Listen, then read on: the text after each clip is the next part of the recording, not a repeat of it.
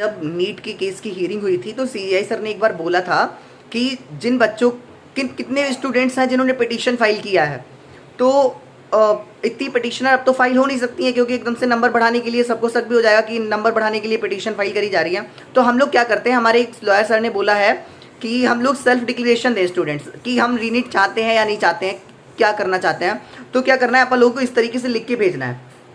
Self declaration लिखना है, उसके नीचे लिखना है आई, जो भी आपका नाम है वो लिख देना है, सन और डॉटर, मुझे साफ दिख नहीं रहा है, had give NEET UG 2024 on 5 May 2024, my roll number is, जो भी आपका रोल नंबर है वो लिख देना है। Due to irregularities in conduct of set examination I request that reNEET should be conducted, और अपने सिग्नेचर कर देने नीचे।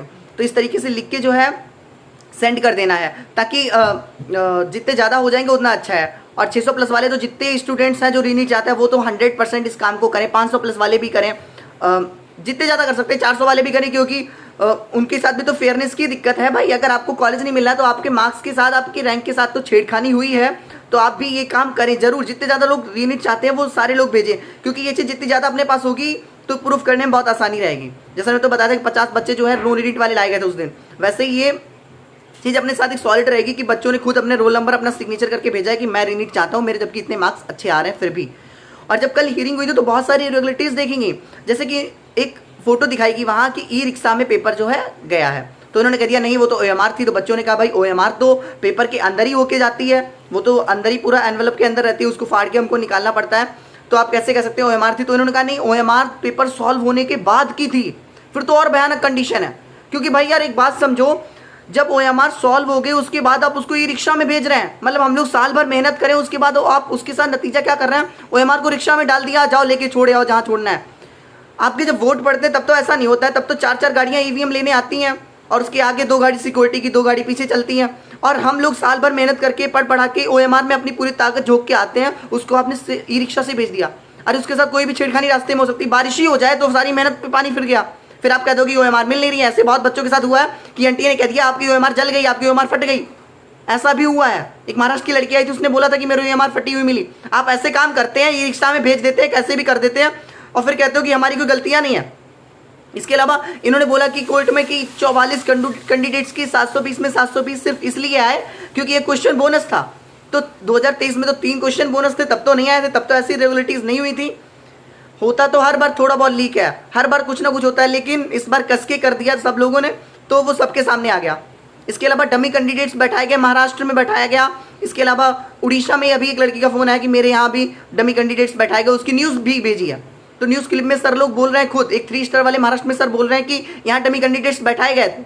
तो ये तो सबके सामने साक्ष्य है कि भाई बैठाए गए थे, अब उसको प्रूफ कैसे किया जाए। इसके अलावा जो OMR फीलिंग वाला है उसका कोई प्रूफ सॉलिड नहीं मिल रहा है, वीडियो कॉल रिकॉर्डिंग है या कुछ और है, तो हम लोग कैसे प्रूफ करें कि भाई OMR फीलिंग करी गई है।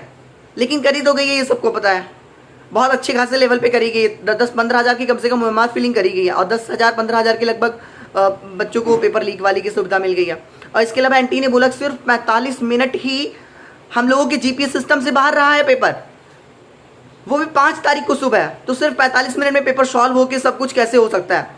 अगर आप कह रहे हैं 45 को ही 5 को ही पेपर रहा है, तो फिर पटना में जले हुए पेपर तो 4 को मिले, तो मतलब 4 को तो आपकी कस्टडी में रहा ही है, 5 को भी रहा है, और 4 को पेपर मिले हैं, 5 को तो हुआ नहीं लीक, तो मतलब 3 को पेपर लीक हो गया, क्योंकि 4 को तो मिले हैं, इसके साक्ष्य हैं भाई, जले हुए पेपर मिला है। और उसने खुद कबूला है कि मुझे 4 को रात में पेपर रटाया गया, और आप कह रहे हैं GPS सिस्टम में मेरे साथ ट्रैक हो रहा था नॉन स्टॉप पेपर कहाँ पहुँचा है कहाँ नहीं पहुँचा है। तो फिर 3 को ही पेपर लीक हो गया, मतलब प्रिंटिंग प्रेस से ही पेपर की 2 कॉपी निकलवा ली गई और उसकी फोटो कॉपी करा के सब बच्चों को दिया गया, क्योंकि ये तो प्रूफ है कि पटना में पेपर रटाया गया, ये तो 100% प्रूफ हो चुका है। तो इतनी केयरलेस नहीं दिखानी चाहिए कि OMR को ऑटो रिक्शा में भेज दिया, फिर बच्चों की फट जा रही है, पानी बरस जाए तो भीग गई हो, हमारी भीग गई, साल भर की मेहनत पानी में फिल जाएगी। तो यार प्लीज़ इस पर थोड़ी सी सिक्योरिटी के साथ में पेपर कराया जाए, थोड़ी सी केयरलेस दिखाई जाए। भाई कितना आप लोग केयरलेस होकर काम कर रहे हैं। और हाँ, इस सेल्फ डिक्लेरेशन वाली बात को ज़्यादा से ज़्यादा बच्चों तक पहुँचाएं, ताकि सारे बच्चे जो है सेल्फ डिक्लेरेशन दें। ये एक अच्छा हमारे साथ सॉलिड चीज़ रहेगी कि भाई इतने बच्चे चाहते हैं कि हमारे साथ इंसाफ हो।